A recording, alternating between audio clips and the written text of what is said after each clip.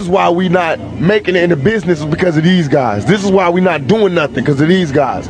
So the East Coast really not hating us, really not knowing nothing about us, but just listening to their supposed to be leader. You know, listening to the person that was representing for them. Like, yeah, okay, well, Biggie, he from Brooklyn, woo. You know what I mean? And that's what happened. And so all of a sudden people saying stuff that they didn't even know was what they was doing was like ending our culture when we started. We held it down for y'all. That's how I felt. I was in tears like, what? When y'all was out there on some, when LL was dancing with women in silver suits and niggas was on some other shit, which I'm not mad at because I might do that one day. And I love them niggas, you know what I mean? But I'm saying when you was being creative and wanting to try other boundaries, we was holding it down with this whole... One more thing with the double thing. Man, that's so profound what you're saying. But it's real, huh? It's real. It's so real. I never thought but about it's it. realer than what so brothers. Profound. They see people think it's realer than what they think. People think I just got out of jail and was like, just because I got shot on the East Coast, I'm like, fuck the East Coast. Yeah, no, half the rappers from the East Coast was there when I got shot. Nobody knew a thing. That's just like you come into the hood and the police ask them what happened, and everybody's like, I don't know. You know they lying. And all I was doing was like, give me my proper etiquette.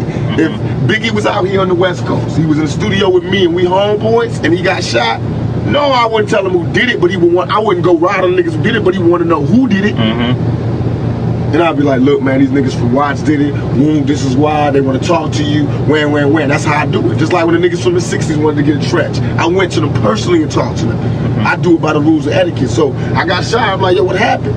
Come see me in jail. Biggie all in the air to my yeah, Parker's my homeboy Woom, but not seeing me. My homeboy Stretch is going to Biggie's concerts. Niggas is like abandoning me. But all in the air and on TV, they like, yeah, Pac, rest, keep the struggle on. I was like, yo, I'm starting to turn into like Slick Rick. Niggas is just gonna act like I'm gonna just be in jail and they gonna give me shout outs and try to take my position. And if you watch, that's what Biggie did. Listen to us. I was there, nigga. I trained the nigga. He used to be under me like my lieutenant. The nigga, I used to come in New York. I used to do shows and let the nigga come on before I did Keep Your Head Up and Get Around. Because nobody knew the nigga in New York. And I used to tell the nigga, yo, if you want to make your money, you gotta rap for the bitches. Do not rap for the niggas. I told the nigga, don't rap for the niggas. Rap for the bitches. The bitches will buy your records and the niggas want what the bitches want. So all of a sudden he changed from being listen to party and bullshit, listen to his style. He changed from that to Big Papa because of me. He had my album Me Against the World was the second one. He had the first one. I changed everything because Ready to Die came out and it sounded like my album.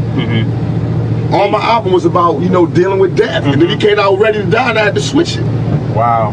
That's why it was less East Coast rap, East Coast beats, because Biggie had just took my shit. That's what, but you could listen to it. That's what that was a success too, because he took West Coast sound. We flipped it. I told him that. I told him that I trained. He was supposed to be Thug Life. All while he was coming up, I used to let him come on stage with me. He was screaming Thug Life. Hey, cause he was like, I hate Brooklyn, I hate New York, I'm out with them niggas, puppy cheating me, woo. All of a sudden he blew up and he wasn't saying Thug Life. So I started getting mad and I was seeing the niggas place. He was hugging me, yo, Pac, yo, thank you, the only nigga that woo. But he told me like about a week before I got shot. He knew the nigga that was shot me and he was like, Pac, don't hang around this nigga, we walked in with the nigga that shot me, that ended up shooting me. He's like, Pac, don't fuck with this nigga, because I knew the nigga too. He was my co-defendant. And I was like, what you mean? He's like, I'll talk to you about it later. And we didn't talk. The next time I saw him was at the studio where I got shot. So I knew he knew what happened. So I was like, Biggie, what happened? He kept sending me messages like a bitch, like, I'm gonna come see you. No, nigga, what happened? While I'm in jail, strangers is telling me, yo, you don't know? Biggie homeboy shot you. Cause they bragging, they telling they niggas in jail, yo, we just got Pac, woo. And my cousin was in jail in New York, cause I got family out there. He's sitting right there while the niggas get in the car going, yo, my homeboys just jacked that nigga Tupac. So that's how I knew who shot me, what happened, and everything.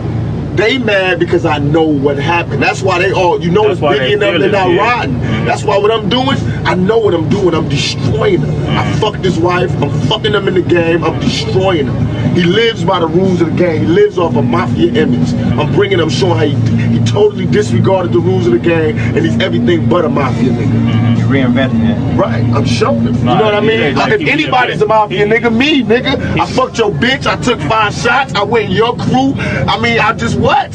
I went to New York. They don't do shows out here. I did Saturday Night Live. Y'all forgot. Live in New York, where everybody knew I was gonna be there on stage, no problems. Went to the clubs, everything. in the middle with my West Side ride. You know what I mean? Because I'm real about it. I don't hate New York, but if y'all don't understand it, then fuck it. You get rolled over too. Because I hear y'all. I was in jail and I heard what they were saying on the radios. You know how we got the Wake Up show? Like right. You know, they got their own shows. They got their little mix shows with Red Alert and this nigga and that nigga and what's his name? Flex. And I swear to God, dog, they used to diss the West Coast. They had these commercials where they be like, hey, dog, what's up, dog? And I used to be like in jail in New York on my radio like, oh, shit. You know how you would feel if you heard your homeboy went home and just clowned you? And I was like, oh, man. Oh, and all my homeboys like, yo, Puffy just did a show out here. I was like, how was it? It's like, good, we gave him love, we gave him this, we gave him that. He was talking all this unity shit, but then when they go home, they be popping Q-Tip, they made all these underground tapes dissing us. Q-Tip? Yes, Q-Tip. Q-Tip be on some so shit. then when niggas ride back, then they want to talk about the culture and be hip-hop and shit again. But that's not fair.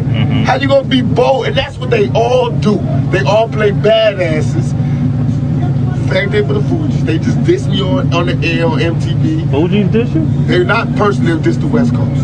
They introduced my video, they was like, California love. The East Side is the best side. I seen them. All them niggas was talking about how much they respect me and love me. See, I hate that. Because I be dead serious. It's one thing when they say Now Chino XL is talking about.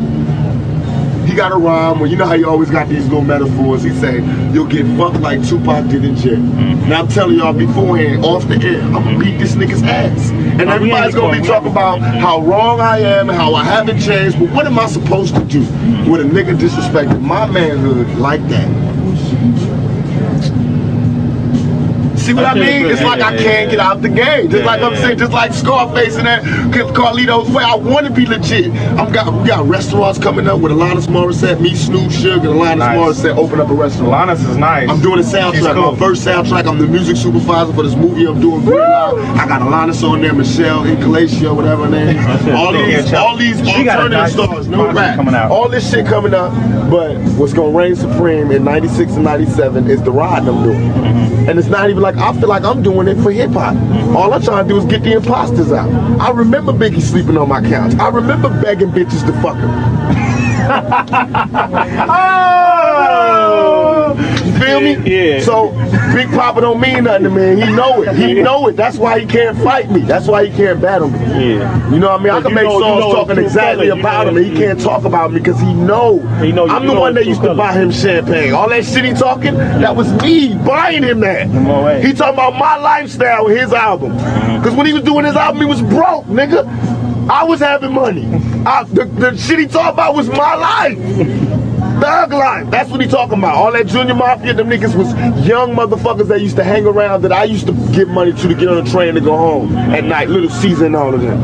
And Kim and all that. Yeah, so now they rapping against me, and you can imagine how I fucking feel. When I got arrested in New York, I got arrested for Biggie. Them guns in my room was Biggie's guns because them cowards left the room when they heard the police was downstairs, and everybody left their guns in my room. So I got 4 guns in my room. Serial numbers scratched out, and I did not snitch. I took that case. So you can imagine how I feel when I'm in jail for that case, and he out there living a mafia lifestyle, giving me no money, giving me no respect, giving me no tribute, rolling with my road dog who was there when I got shot. I mean, come on, man. I'm not paranoid. I'm not paranoid. Y'all niggas know what time it is. Yeah. I mean, what it is that them East Coast drug dealers got them niggas under extortion. I came and fucked up everything. Because I dissed them niggas in the Daily News. They put a hit out on me. When the niggas tried to rob me, which is all they wanted to do, I knew what they told me. That's what they was telling me. Pop, they was sending me messages through my closest road dog saying, Pop, why did you fight them? They was just coming to take your shit. But I wasn't letting nobody take my shit, and I was strapped that day. That's what I couldn't put in the bond. I had two double Glocks on me. And when I pulled for my shit, that's when I got shot. And the reason I knew my homeboys set me up is because my homeboys knew I was strapped. The dudes came straight for me. My homeboys is behind the niggas. Like they running for swag. My homeboys behind the niggas and they didn't do nothing. They knew I was strapped. All they had to do was grab the nigga. And I could have bust. But they got guns so these niggas can come up for me and these niggas just sitting there. And they say get and these niggas drop to the floor. I knew it was a setup. Nobody come downstairs to after I'm shot. And then after you shot, now after you shot, you went up there, they looked at you like you was a ghost? Yo, when I walked upstairs, Sway, on everything I love, I seen it in their eyes. I can never describe this look until you get shot and you see it yourself. Niggas looked at me like this.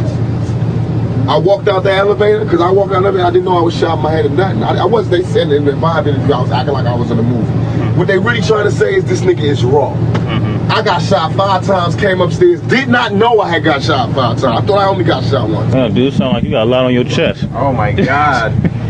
It's been so long since the Bays heard from you. And that's why I'm giving it to you straight raw, because you got to go back and tell them the shit that we ain't recording.